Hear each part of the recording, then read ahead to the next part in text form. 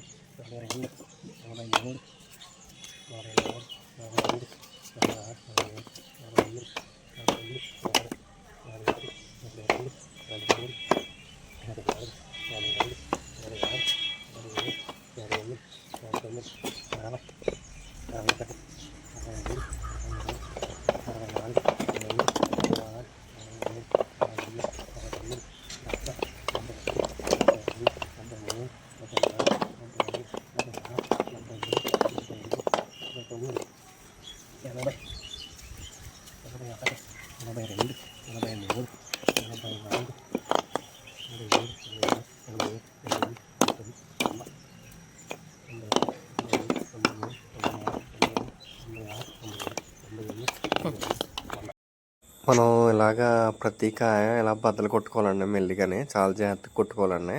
ఎందుకంటే మేము షావుకర్ దగ్గర ఒలిపించేసి తెచ్చుకున్నామండి. మేము కొబ్బరికాయ మా అంటే కొబ్బరి తోటలో పట్టుకెళ్ళి షావుకర్కి ఇస్తాం కదండి, ఆయన్ని అడిగి తీసుకున్నాం. ఆయన ఒలిపించేసి ఇచ్చారు. ఇలాగా కాయ అయితే చాలా బాగుంటుందండి.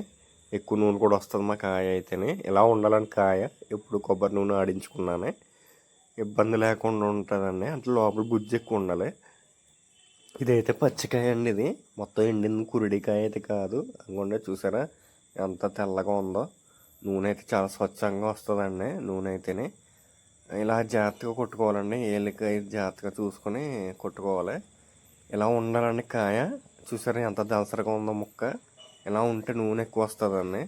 మనం చూడగానే అండి కొంచెం మా కోనసీమ సైడ్ అయితే కాయ అయితే ఎలాగ ఉంటుంది.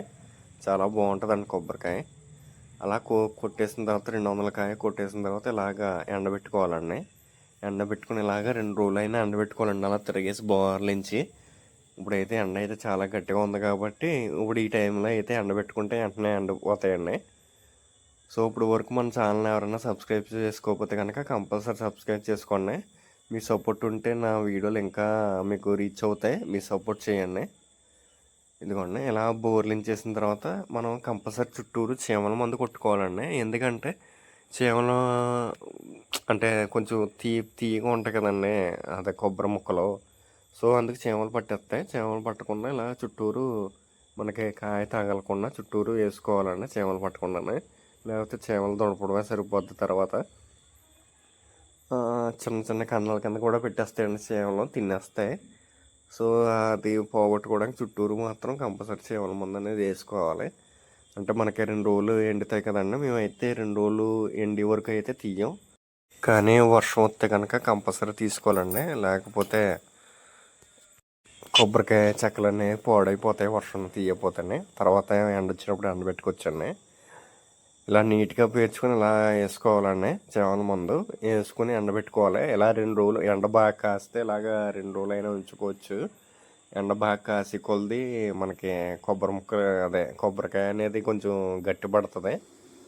సో మనకి ఇలాగ వాళ్ళు కూడా వేసుకోవాలండి. ఎందుకంటే మనకి చుట్టుపక్కల కాకలు అవి ఉంటాయి కాబట్టి మనకి బాగా ఎండ కాసిన తర్వాత మనకి మళ్ళీ తర్వాత ఏం చేయాలంటే ఇలా తిరగబెట్టి మళ్ళీ ఒక రోజు ఎండబెట్టాలండి. అలాగా ఇలా ఎండబెడితే చూసారా, మనం తిరిగేసి ఎండబెట్టినప్పటికి గొల్ల తేరిపోయింది.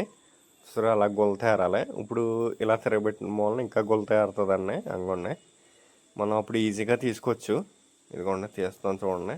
ఆ రోజు నైట్ అయితే తీసుకోండి, అలా గుల్లగా వస్తుంది. అలా గుల్లగా తీయచ్చండి, వెంటనే వచ్చేస్తుంది చక్కడగానే. సో మనం కష్టపడి కానీ తీసేటప్పుడు మాత్రం చాలా జాగ్రత్తగా తీసుకోవాలండి. ఏళ్ళ దగ్గర అది గుచ్చుకుపోతాయి. సో మనం అయితే చాలా కొంచెం తెలుసున్న వాళ్ళు అయితే నేనైతే చేసుకుంటాం కాబట్టి మాకు తెలుసు కాబట్టి అండి మేము చాలా ఈజీగా తీస్తాం. కానీ బయట వాళ్ళు మాత్రం చేయడం అయితే కష్టంగా ఉంటుంది. కానీ చాలా జాగ్రత్తగా తీసుకోవాలండి. అంటే కత్తి గద్ద చిన్న చిన్న కత్తి గద్దలు ఉంటాయి నా దగ్గర. ఇంత గత్తి ఉన్న మూలం దీంతో తీస్తున్నాను. చిన్న చిన్న కత్తి గద్దలతో తీస్తారండి. సో చాలా ఈజీగా వచ్చేస్తాయి. అలా 2 రోజులు ఎండబెట్టుక ఎండ అయితే గట్టిగా ఉండాలండి. వర్షం పడితే మాత్రం పనిచేయవండి. వర్షంలో తడిసిందంటే మాత్రం నూనె అనేది పాడైపోద్దండి. కొబ్బరికాయల ముక్కలు వాసన వచ్చేస్తాయి. సో నూనె కూడా స్మెల్ వచ్చేస్తుంది. సో మన కొబ్బరికాయ ముక్కలు వర్షానికి తడకుండా చూసుకోవాలి. చూసారా ఇలాగా తీసుకోవాలండి. ఇలా తీసుకుని చూసారా ఎంత నీట్గా ఉందో. బాగా ఎండిపోయినాయండి ఈజీగానే. అందుకని చెప్పలు ఒకటి అలాగా దేనికి దానికి సెపరేట్ చేసి మనం ముక్కల కింద కొయ్యాలి. సో ఇలా ముక్కల కింద కోసం మనం వీడియో తీయలేకపోయామండి ముక్కల కింద కోసింది. సో ఏమనుకోకండి. ఇలాగైతే ముక్కల కింద కోసేసిన తర్వాత ఇలాగా ఎండబెట్టాలండి. ఇవి కూడా ఒక రోజు ఎండబెడితే చాలు. మంచి మధ్యాహ్నం మాటలు ఇలా గుల్ల ఇరిగిపోవాలండి. ముక్క అనేది ఇలా సన్నంగా కోసుకోవాలండి. కోసుకుంటే కనుక మనకు బాగా వస్తుంది. మనమైతే సంచుడులో అయినాయండి. ఇంకొండి ఈ చిన్న క్యాను 3 కేజీల క్యాన్ అండి. అది 3 లీటర్ల క్యాను, సారీ. ఇదేమో 10 లీటర్లు. సో ఎంత నూనె వస్తుందో చూద్దాం. ముక్కలు అయితే ఎంత నీట్గా ఉన్నాయండి. మనమైతే మిల్ దగ్గరికి పట్టుకెళ్తున్నాం. ఓకేనండి. మిల్ దగ్గర పట్టుకెళ్ళిన తర్వాత మనకి ఏంటంటే 23 కేజీల 300 గ్రాములు వచ్చిందండి. మొత్తం కొబ్బరికాయ ముక్కలు 200 కొబ్బరికాయలు కొడితే 23 కేజీలు 300 గ్రాములు మనకి లీటర్ ఆడించేసి వచ్చేసాక మనకి ఆ రోజు ఆడించేసామండి. చూసారా ఎంత నీట్గా ఉందో నూనె అనేది. మనకి ఏంటంటే మొత్తం 200 కొబ్బరికాయలకి 13 కేజీల నూనె అనేది వచ్చిందండి మనకి 200 కొబ్బరికాయలకి. సో మనం అయితే ఇలా బాటిల్లో అది వేసుకుంటున్నామండి. మనకి ఏంటంటే ఈ సంవత్సరం వరకు సరిపోద్ది ఈ 13 కేజీలోనే.